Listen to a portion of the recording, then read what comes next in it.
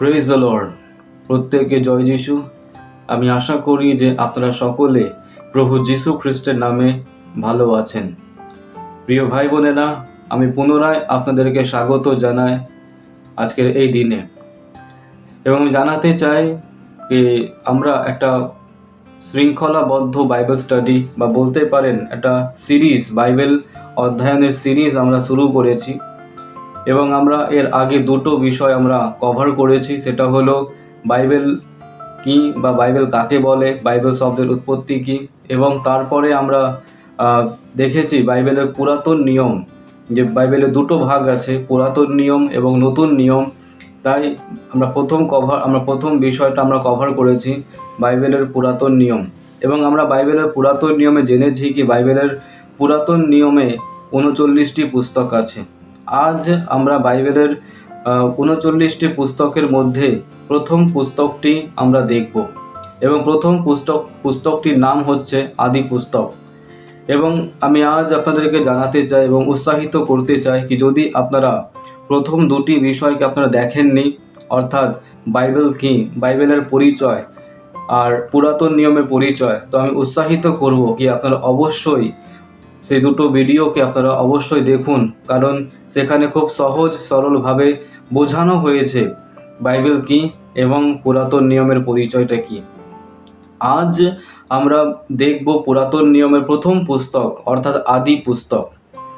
এবং আমি জানাতে চাই কি আজকে অনেকের মনে এটা প্রশ্ন থাকে কি কিভাবে গোটা জগৎ সৃষ্টি হয়েছে, কিভাবে মানুষজন সৃষ্টি হয়েছে, আর কিভাবে এই জগতের মধ্যে এত হিংস্রতা, মলিনতা, এত একটা বিরাট একটা সমস্যায় জর্জরিত যে চারিদিকে আমরা দেখতে পারি, কিভাবে এটা শুরু হয়েছে।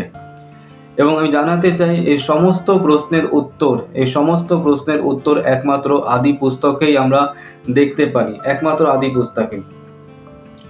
আমরা আদি পুস্তকেই আমরা দেখতে পারি।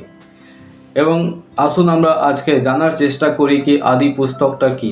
আমি আপনাদেরকে রিকোয়েস্ট করব কি আপনারা ধৈর্য সহকারে এই পুরো বিষয়টাকে বোঝার চেষ্টা করুন, আপনারা অনেক কিছুকে আপনারা লার্ন করতে পারবেন। আমি জানাতে চাই কি আদি পুস্তক, এই আদি শব্দের অর্থ হচ্ছে আরম্ভ, শুরু, বিগিনিং বা স্টার্ট। আদি শব্দের অর্থ হচ্ছে স্টার্ট, আরম্ভ, বিগিনিং বা শুরু। এবং আমি জানাতে চাই কি ঈশ্বর প্রাচীনকালে বিশ্ব ব্রহ্মাণ্ড, সূর্য, চন্দ্র, গ্রহ, নক্ষত্র, পশু পাখি, গাছপালা, প্রকৃতি, ইভেন কি মানুষজনকেও তিনি সৃষ্টি করেছেন, যার উত্তর আমরা আদি পুস্তকে আমরা পেতে পারি। এবং পাপের কারণে মানুষ পুরোপুরি মলিনতায় পরিপূর্ণ হয়ে যায়, বিশ্ব জগৎ পুরোপুরি মলিনতায় পরিপূর্ণ হয়ে যায়। তার সমস্ত প্রশ্নের উত্তর আমরা আদি পুস্তকেই আমরা পেয়ে যেতে পারি। তাই আদি শব্দের অর্থ হচ্ছে বিগিনিং, আদি শব্দের অর্থ হচ্ছে স্টার্ট, আদি শব্দের অর্থ হচ্ছে শুরু। এবং এখানে আমরা সমস্ত কিছু শুরুকে আমরা দেখতে পারি, সমস্ত কিছু শুরুকে। তারপরে আমি জানাতে চাই কি আদি পুস্তকের লেখকের বিষয়। আদি পুস্তকের লেখক হচ্ছে মসি। আদি পুস্তকের লেখক হচ্ছে মসি। আমি লাস্ট টাইম বলেছিলাম এই আদি যাত্রা, লেবীয়, গণনা এবং দ্বিতীয় বিবরণ, এই 5টা পুস্তক, পঞ্চপুস্তক, যাকে পেন্টাটুক গ্রিক ভাষাতে বলা হয় আর হিব্রুতে বলা হয় তোরা, এই পুস্তকগুলির রচয়িতা বা লেখক হচ্ছে মসি। এবং আমি আগামী দিনে মসির আরও যে 4টে পুস্তক আছে, অর্থাৎ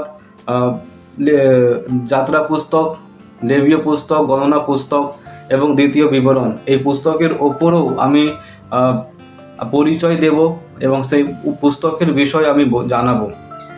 এবং আমি জানাতে চাই কি আদি পুস্তকের প্রধান চরিত্র হচ্ছে স্বয়ং ঈশ্বর। সর্বপ্রথম স্বয়ং ঈশ্বর হচ্ছেন আদি পুস্তকের প্রধান চরিত্র, কারণ ঈশ্বর সমস্ত বস্তুর স্রষ্টা বা সৃষ্টিকর্তা। এবং জানাতে চাই কি তাছাড়া আদি পুস্তকের মধ্যে আমরা আরও কয়েকজন মুখ্য চরিত্রকে দেখতে পারি, সেটা হলো আদম, হওয়া, যা আদি পুস্তকে বা পুরো এই বিশ্ব ব্রহ্মাণ্ডে মানুষের মধ্যে প্রথম মানব এবং মানবী হচ্ছে নর, নারী হচ্ছে আদম এবং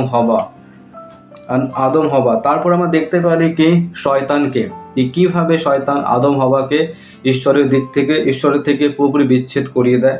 তারপরে দেখতে পারি নহুকে, তারপরে দেখতে পারি আমরা আব্রাহামকে, তারপরে আমরা দেখতে পারি সারাকে, হাগারকে, ইসমাইলকে, ইসাহাককে, রেবেকাকে, এশো, জাকব, রাহেল, লিয়া এবং অবশেষে আমরা দেখতে পারি জোসেফকেও আমরা দেখতে পারি। এরা হচ্ছে আদি পুস্তকের মুখ্য চরিত্র। কিন্তু এই সমস্ত চরিত্রের মধ্যে মুখ্য চরিত্র, প্রধান চরিত্র হচ্ছে স্বয়ং ঈশ্বর। এবং তারপরে জানাতে চাই কি আদি পুস্তকের বিষয়বস্তু, বা বলতে পারেন আদি পুস্তকের থিমটা কি, আদি পুস্তকের মূল বিষয়বস্তু। আমি জানাতে চাই কি আদি পুস্তকের মূল বিষয়বস্তু বা থিম হচ্ছে কি ঈশ্বর আব্রাহাম নামক এক ব্যক্তিকে আহ্বান করে, মনোনীত করে, এবং ঈশ্বর আব্রাহামের সাথে চুক্তি করে এবং তাকে একটা বিশেষ পরিকল্পনার বিষয় তাকে জানায় কি ঈশ্বর আব্রাহামের দ্বারা একটি জাতিকে, একটি নেশনকে গড়তে চায় বা নির্মাণ করতে চায়, এবং সেই জাতির নাম হচ্ছে ইসরায়েল। এবং ঈশ্বর আব্রাহামকে বলে কি ঈশ্বর আব্রাহামের দ্বারা এই পুরো সমুদয় জগৎকে আশীর্বাদিত করতে চায়, সমুদ্র জগৎকে। এবং এটা লেখা আছে আদি পুস্তক তার 12 অধ্যায় 1 থেকে 3 পদে লেখা আছে। আজ আমি জানাতে চাই কি ঈশ্বর ইসরায়েল জাতিকে নির্মাণ করেছিল এই আদি পুস্তকের মধ্যে। ইসরায়েল জাতিকে তিনি নির্মাণ করেছিল এবং এই নির্মাণের জন্য তিনি আব্রাহামকে আহ্বান করে। প্রিয় ভাই বোনেরা, আমি এখানে একটু বিষয়কে আমি হাইলাইট করতে চাই। আজ আমরা ম্যাপের মধ্যে, মানচিত্রের মধ্যে যে ইসরায়েল দেশকে দেখতে পারি, ইসরায়েল একজন ব্যক্তির নাম ছিল এবং ইসরায়েলের যে ঠাকুরদা আপনি বলতে পারেন যে ছিল, সেটা হচ্ছে তিনি ছিলেন আব্রাহাম। এবং ঈশ্বর আব্রাহামকে এই প্রতিজ্ঞা করেছিল। এবং জানাতে চাই কি আজ মিডল ইস্ট কান্ট্রি বা অনেকেই ইসরায়েল দেশকে বা ইসরায়েল কান্ট্রিকে ম্যাপ থেকে সরানোর অনেক প্রচেষ্টা করেছে, কিন্তু সেই সমস্ত প্রচেষ্টা ব্যর্থ হয়। তাছাড়া জানাতে চাই আমি কি একমাত্র ইসরায়েলকে বলা হয় গডস নেশন। কেন? কারণ ঈশ্বর স্বয়ং ইসরায়েল জাতির নির্মাতা বা সৃষ্টিকর্তা। এবং বাইবেল অনুযায়ী ঈশ্বর ইসরায়েলকে নিজের নয়নমণি বা চোখের তারা বলে আখ্যা করেছে। হালেলুয়া। আজ তাই এই আদি পুস্তকের মূল বিষয়বস্তু হচ্ছে এটা কি ঈশ্বর ইসরায়েল জাতিকে নির্মাণ করতে চায় এবং আব্রাহামের দ্বারা সমুদয় মানব জাতিকে আশীর্বাদিত করতে চান। তারপরে আমরা দেখব কি আদি পুস্তকের লেখার উদ্দেশ্য কি, পুস্তকটার লেখার উদ্দেশ্য কি। আদি পুস্তক লেখার প্রধান উদ্দেশ্য হলো যাতে এর পাঠকরা বুঝতে পারুক এবং জানতে পারুক কি স্বয়ং ঈশ্বরই হচ্ছেন সকল কিছুর সৃষ্টিকর্তা। সকল কিছুর সৃষ্টিকর্তা হচ্ছেন একমাত্র ঈশ্বর। এবং তারপরে জানাতে চাই কি আদি পুস্তকের আমি প্রথমে বললাম এবং পুনরায় বলছি, এর উদ্দেশ্য হচ্ছে যে সকল পাঠক জানতে পারুক কি আজ বিশ্ব ব্রহ্মাণ্ড কিভাবে সৃষ্টি হয়েছে, মানব জাতি কিভাবে সৃষ্টি হয়েছে, হিউম্যান রেস কিভাবে এসছে, এবং তারপরে পাপ, মলিনতা, হিংস্রতা কিভাবে এসছে, ইসরায়েল জাতি কিভাবে সৃষ্টি হয়েছে, তার সমস্ত বিষয় আমরা আদি পুস্তকে পেতে পারি। এটা হচ্ছে লেখার উদ্দেশ্য। এবং তারপরে জানাতে চাই এই আদি পুস্তকের মধ্যে মোট 50টা অধ্যায় আছে। আদি পুস্তকের মধ্যে মোট 50টা অধ্যায় আছে এবং এই 50টা অধ্যায়কে দুভাগে বিভক্ত করা হয়েছে, বা বলতে পারেন কি আদি পুস্তকের 50টা অধ্যায়কে দুভাগে বিভক্ত করা যেতে পারে। এবং জানাতে চাই কি প্রথম যে ভাগ আছে চ্যাপ্টার 1 থেকে নিয়ে 11 পর্যন্ত, অধ্যায় 1 থেকে নিয়ে 11 পর্যন্ত, যাতে সেখানে আমরা জানতে পারি কি মনুষ্য জাতির ইতিহাসটা কি।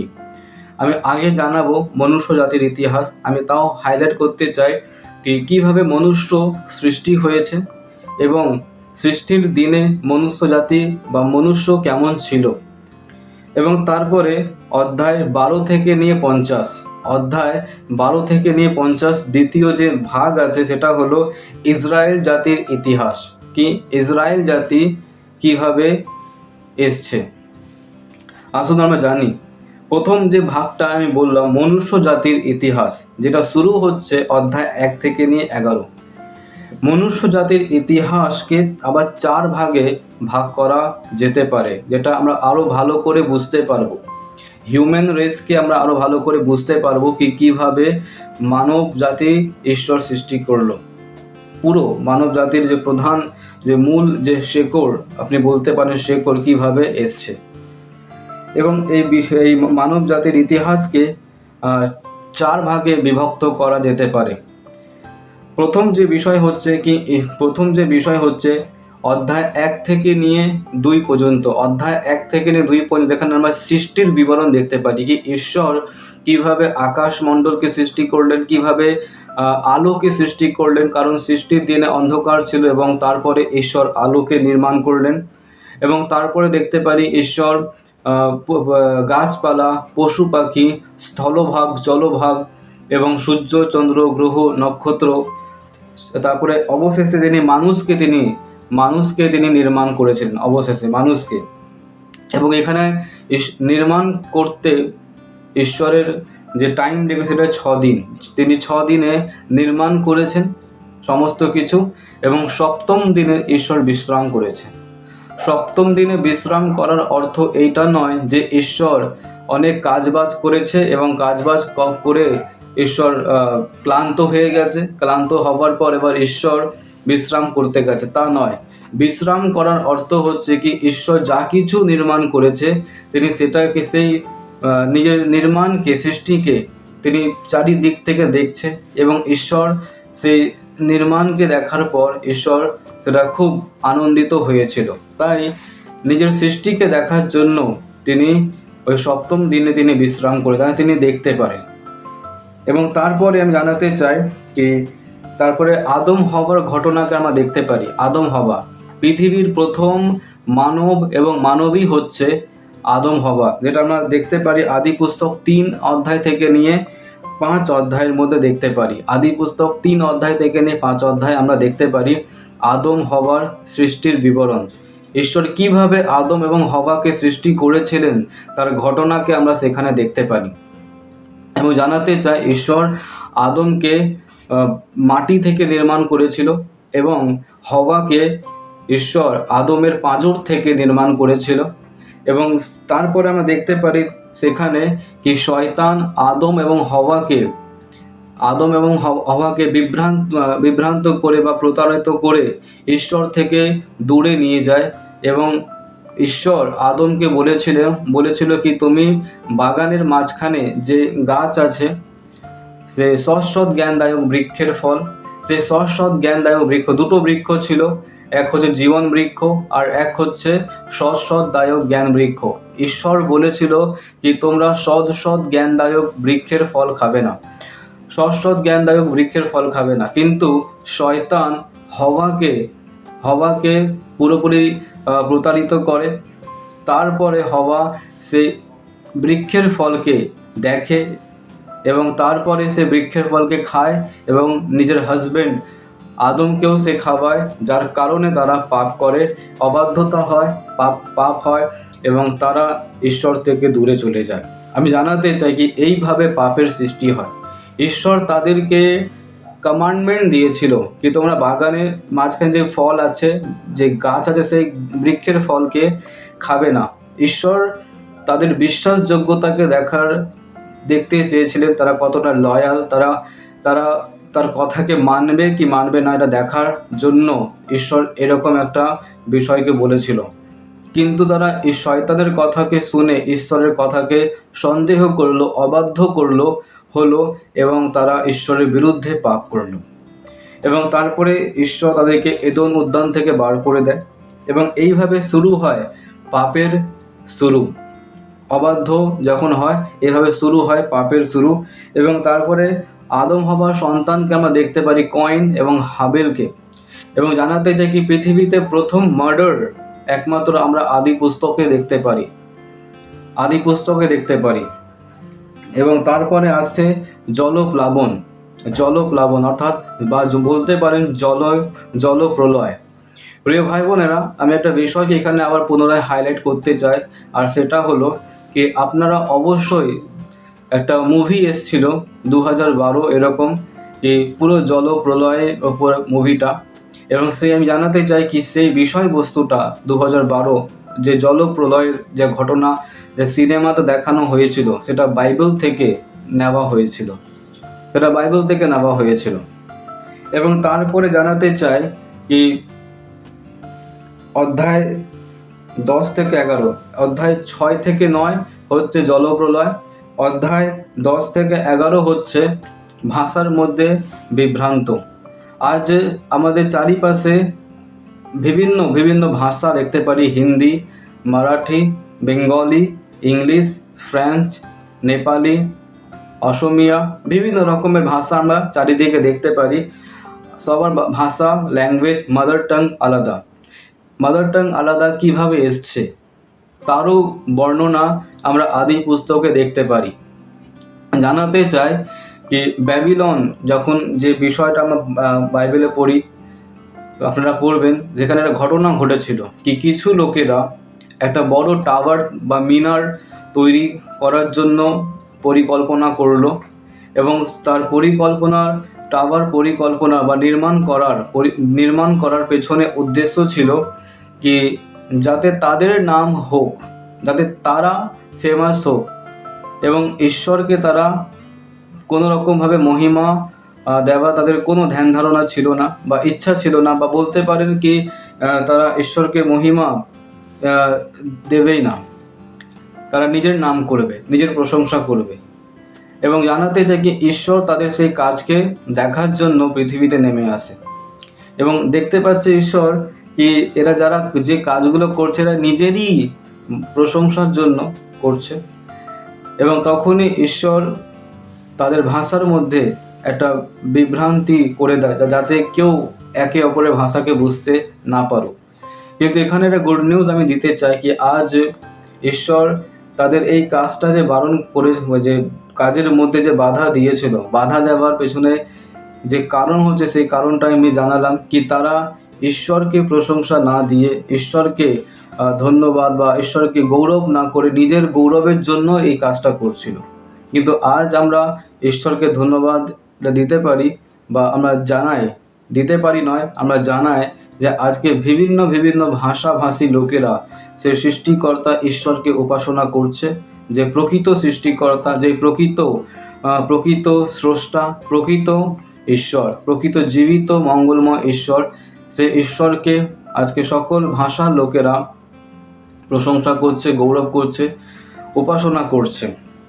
এইভাবে আদি পুস্তকের প্রথম ভাগ 1 থেকে 11 মনুষ্য জাতির ইতিহাস আমরা জানতে পারি কি কিভাবে মনুষ্য জাতির নির্মাণ হলো, এবং কিভাবে জগৎ নির্মাণ হলো, পাপ কিভাবে এলো, পৃথিবীতে প্রথম মার্ডার যে আসলো কিভাবে এটা হলো, সব কিছু আমরা মনুষ্য জাতির মধ্যে দেখতে পারি। জলপ্রলয়, কেন জলপ্রলয় হচ্ছে আমি এখানেও একটু হাইলাইট করতে চাই, কারণ তখন পৃথিবীতে পুরোপুরি পাপে পরিপূর্ণ হয়ে যায়, পুরোপুরি।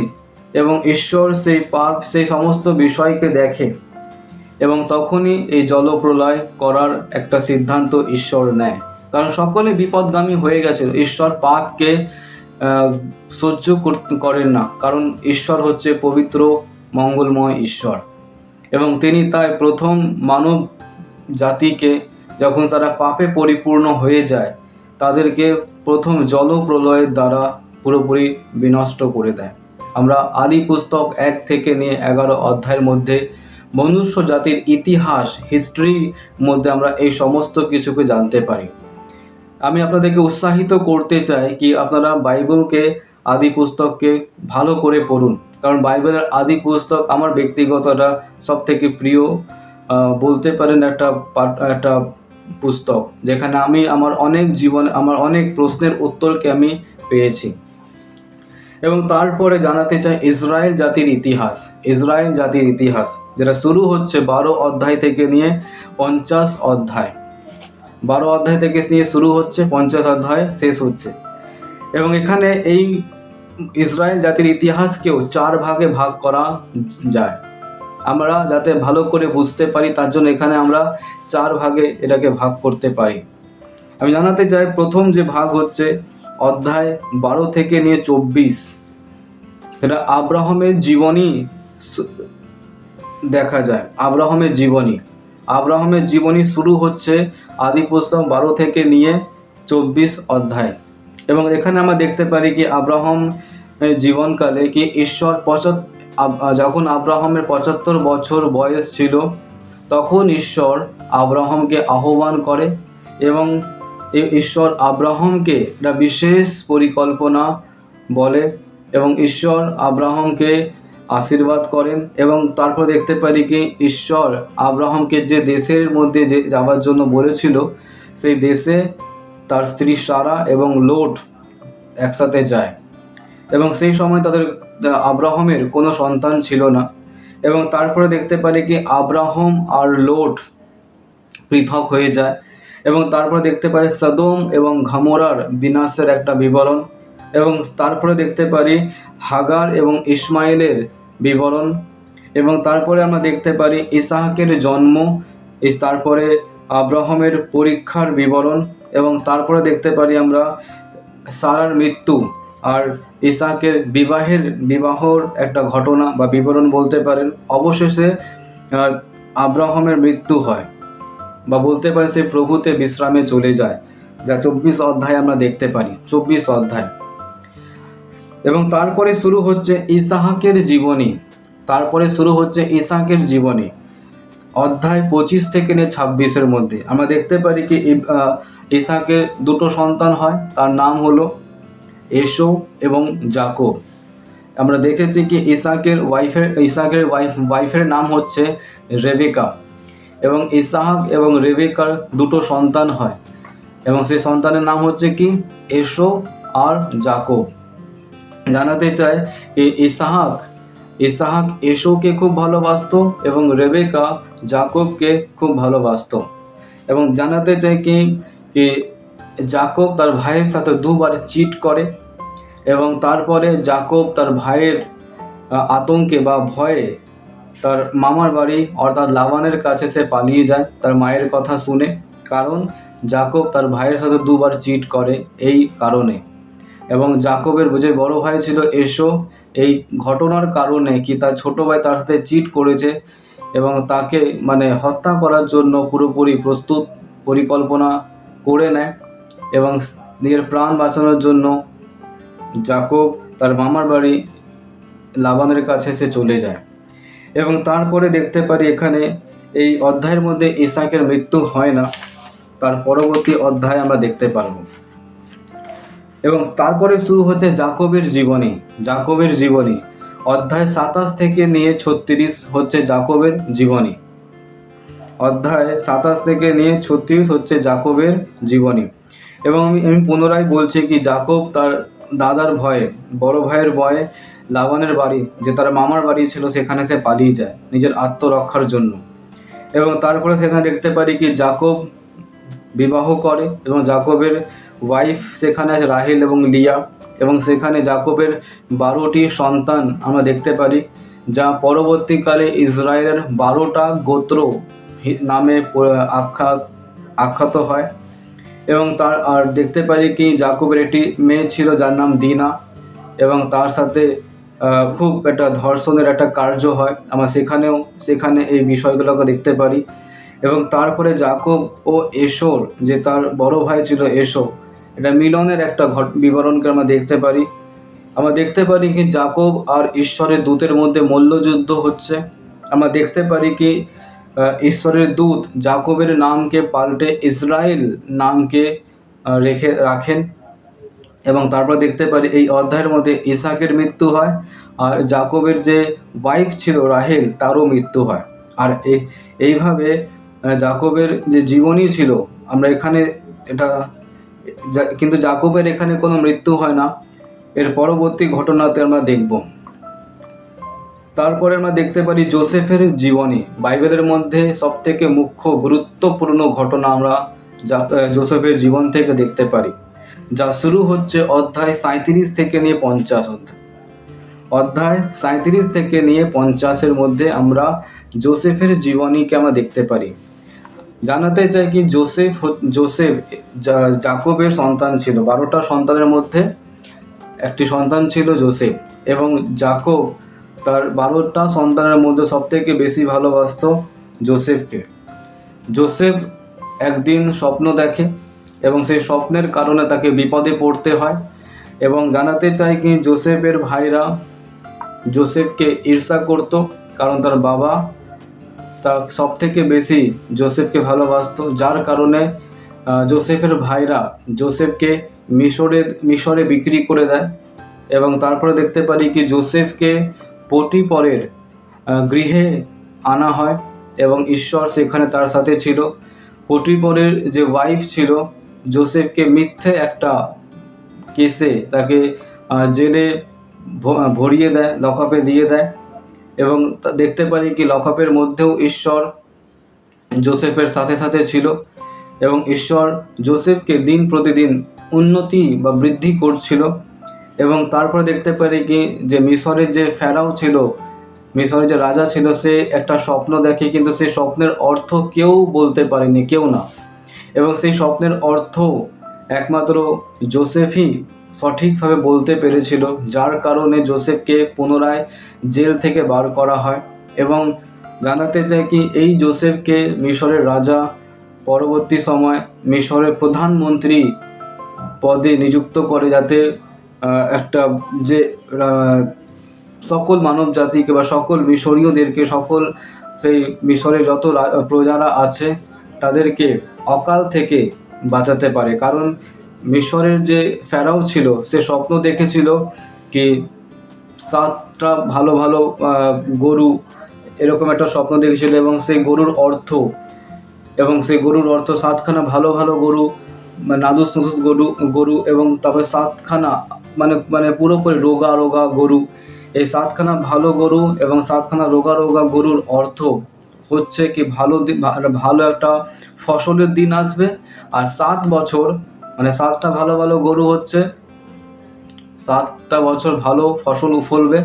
আর 7টা যে দুর্বল যে গরু আসবে সেটা 7 বছর অকালকে নিয়ে আসবে, 7 বছর অকালকে নিয়ে আসবে। এবং এই অকাল থেকে বাঁচানোর জন্য জোসেফকে প্রধানমন্ত্রী হিসাবে নিযুক্ত করা হয়। আপনারা বাইবেলকে ভালো করে পড়বেন, আদি পুস্তকে আমি আপনাকে জাস্ট একটা ওভারভিউ আমি আপনাকে দিচ্ছি। তারপরে দেখতে পারি কি এটা জাকবের ভাইরা সেখানে মিশর দেশে আসে, এবং সেখানে জোসেফের ভাইরা সেখানে আসে মিশর দেশে, এবং সেখানে জোসেফকে তারা চিনতে পারেনি, কিন্তু জোসেফ তাদেরকে চিনতে পেরেছিল। তারপরে আমরা দেখতে পারি সুন্দর একটা মেল মিলাপ কি হয়। এবং তারপরে দেখতে পারি এই অধ্যায়ের মধ্যে জাকব যে ছিল এই অধ্যায়ের মধ্যে সে মারা যায়, এবং তারপরে জোসেফও এখানে তার পরবর্তী অধ্যায়ের মধ্যে মারা যায়। এইভাবে আদি পুস্তক 1 থেকে নিয়ে 50 অধ্যায়ের একটা ছোট একটা বিবরণী আমি আপনাদেরকে দিলাম, যাতে আপনারা বুঝতে পারেন কি আদি পুস্তকটা কি। জানাতে চাই প্রিয় ভাই বোনেরা কি আদি পুস্তকের মধ্যে একটা গুরুত্বপূর্ণ উল্লেখযোগ্য কিছু ঘটনা আছে। এবং সেই ঘটনাটা কি? সেই ঘটনাটা হলো কি আদি পুস্তকের মধ্যে আব্রাহাম, ইসহাক এবং জাকব এবং জোসেফ। আব্রাহাম, ইসহাক এবং জাকবের যে সন্তান যে ছিল জোসেফ ছিল, যাকে মিশর দেশে বিক্রি করে দেওয়া হয়, যাকে মিশর দেশে রাজা প্রধানমন্ত্রী পদে নিযুক্ত করে। জানাতে চাই কি আব্রাহাম, ইসহাক এবং জোসেফের লাইফের মধ্যে বা তার জীবনকালের মধ্যে একটা অকাল আসে বা দুর্ভিক্ষ আসে, এবং জোসেফের সময়কালের মধ্যে বড় একটা দুর্ভিক্ষ ঘটনা দেখা যায়। এবং এই দুর্ভিক্ষ থেকে বাঁচানোর জন্য ঈশ্বর তার ভাইদের দ্বারা যোসেফকে প্রথমে মিশর দেশে পাঠিয়ে দেয় এবং ঈশ্বর যাকব এবং তার পরিবারকে, তার সন্তানদেরকে যোসেফের দ্বারা সেই অকাল থেকে, দুর্ভিক্ষ থেকে রক্ষা করে। এবং জানাতে চাই কি যোসেফ পুরাতন নিয়মে প্রভু যিশুর একটা ছায়া, প্রভু যিশুর একটা ছায়া। এবং আজ যারা যারা প্রভু যিশুকে বিশ্বাস করে, প্রভু যিশু তাদেরকে এইভাবে আজকেও রক্ষা করে থাকেন, আজকেও রক্ষা করে থাকেন। এবং তারপরে বাইবেলের আদি পুস্তকের মধ্যে এটা খুব গুরুত্বপূর্ণ ভাববাণীকে আমরা দেখতে পারি, খুব বড় ভাববাণীকে দেখতে পারি। আমরা জানি কি ঈশ্বর আব্রাহামকে পরীক্ষা করেছিল কি আব্রাহাম যাতে তার একমাত্র সন্তান ইসাহাককে বলিদান করুক। এবং এই বলিদান থেকে একটা বড় ভাববাণী আদি পুস্তক থেকে ফুটে ওঠে। আর সেটা হলো কি ঈশ্বর ভবিষ্যতে সম্পূর্ণ মানব জাতির জন্য তার একমাত্র প্রিয় পুত্র প্রভু যীশু খ্রিস্টকে বলিদান করবে, যাতে সকল মানব জাতি পাপ থেকে, শয়তানের কবল থেকে মুক্তি বা উদ্ধার পেতে পারে। আব্রাহাম হচ্ছে পিতা ঈশ্বরের ছায়া। এবং যখন আব্রাহাম তার একমাত্র পুত্র ইসাহাককে যে বলিদান করবে, সে ইসাহাক হচ্ছে প্রভু যিশুর ছায়া। এবং আমরা যোহন 3:16 আমরা পড়তে পারি কি কারণ ঈশ্বর জগৎকে এমন প্রেম করলেন, তার একমাত্র পুত্রকে দান করলেন, যেন যে কেহ তাহাতে বিশ্বাস করে সে বিনষ্ট না হয়, কিন্তু অনন্ত জীবন পায়। আদি পুস্তকের এই ভাববাণীকে আমরা প্রকাশ পাই কি ঈশ্বর ভবিষ্যতে কি করতে চলেছে। ঈশ্বর আব্রাহাম আর ইসাকের দ্বারা এই ভাববাণীকে প্রকাশ করে। প্রিয় ভাই বোনেরা, আমি আশা করি কি আপনারা আদি পুস্তকের এই ওভারভিউকে, এই সার্ভেকে আপনারা ভালো করে বুঝতে পেরেছেন। এবং আমি আপনাকে উৎসাহিত করতে চাই কি আপনারা আদি পুস্তককে আরও ভালো করে পড়ুন এবং আপনারা আরও অনেক কিছু বিষয়কে জানতে পারবেন। আমি আপনাদের জাস্ট সহজ সরল করে একটা বিষয়কে বোঝানোর চেষ্টা করলাম কি আদি পুস্তকের মধ্যে আমরা কি বিষয়কে আমরা পেতে পারি।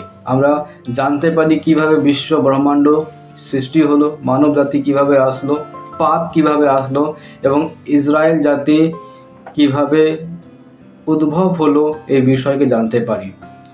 এবং আমি আপনাকে উৎসাহিত করতে চাই কি আজকে এই ভিডিওর দ্বারা, এই ওভারভিউর দ্বারা, এই আদি পুস্তকের যে পরিক্রমা বা সার্ভের দ্বারা যে আপনারা যা বুঝতে পেরেছেন আপনারা অবশ্যই আমাদেরকে জানাবেন, যাতে আমরা সেই বিষয়কে আমরা দেখে আমরাও উৎসাহিত হতে পারি।